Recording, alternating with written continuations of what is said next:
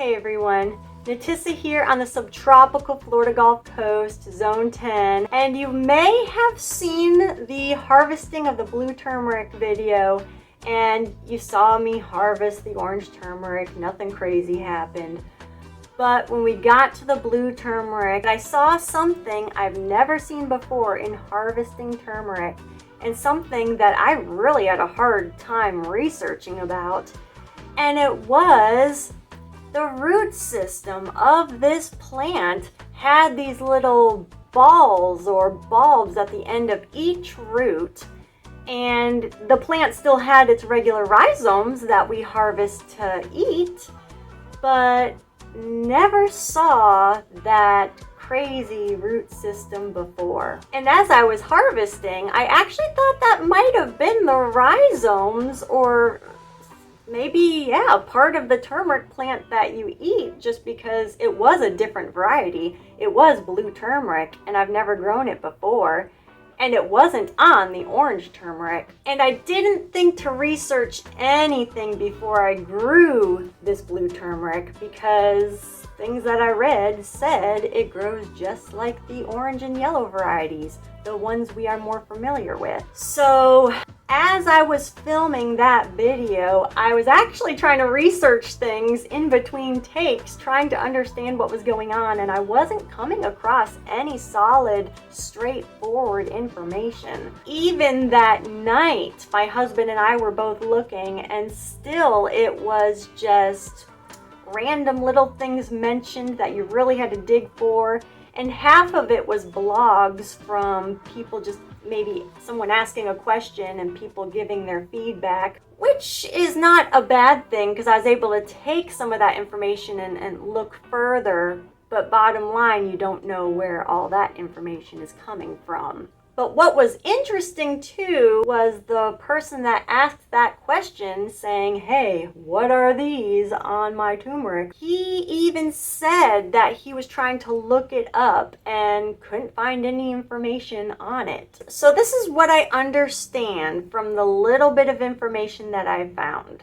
I did come across an article that was done by some university in Hawaii where they showed a diagram of a turmeric plant, and they did include what I had saw, those roots with the little ball or bulb at the end of them, and they called them starch roots. Nothing else in the article mentioned anything about it, except at the very, very end, it was basically like, oh, by the way, you can take the starch from these starch roots and make your own starch and use it like you would a cornstarch. And that's cool, that's good to know, but that's not what I was looking for. Taking a bit of that information and other information led me to also find that these roots can be called, let me see if I can pronounce it right, nodulose roots. On a video I saw of someone harvesting blue turmeric, they did come across this same starch root system that we did here.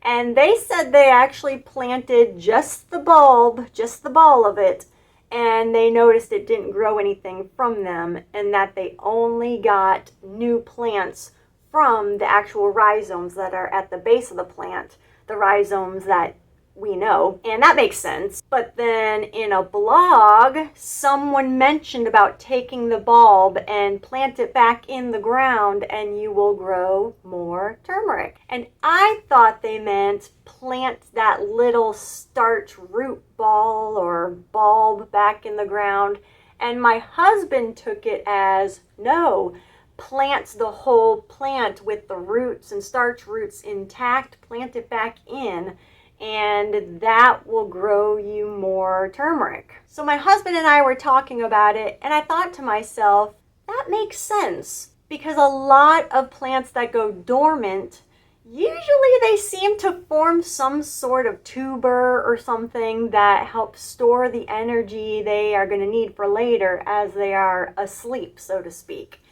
And what generally happens is in the spring or whenever they wake up, they're going to be eating from that tuber where their food and nutrition, all the stuff they need to grow is in that tuber for a time.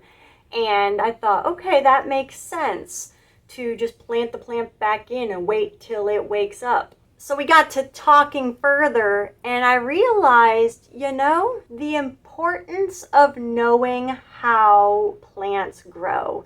Getting a general baseline of information and taking that general information and just sort of look around at the different plants you grow and recognize how very much that is true. And when you take the bit of information you might read about as you research, and you take the general information that you know, and you start putting the pieces of the puzzle together and experiment, you might find the answers you are looking for. So what we're gonna do is we're going to take the whole plant intact. And yes, I did take some of the new rhizomes off as I was harvesting, but I did not expect to counter this. But we're still gonna plant them in the ground, and we're just going to see when they wake up in the spring or close to the summertime.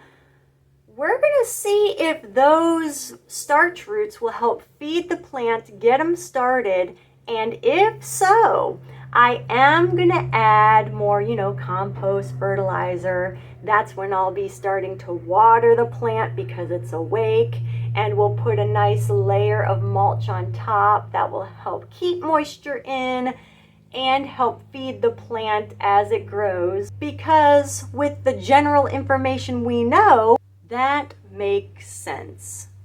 And if this works, this might grow us more blue turmeric.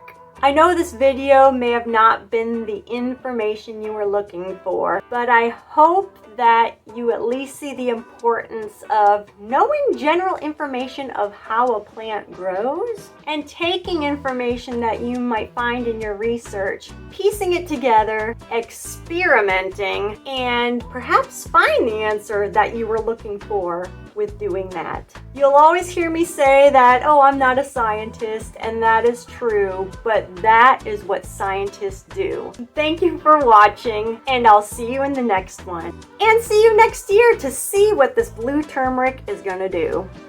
Thanks again.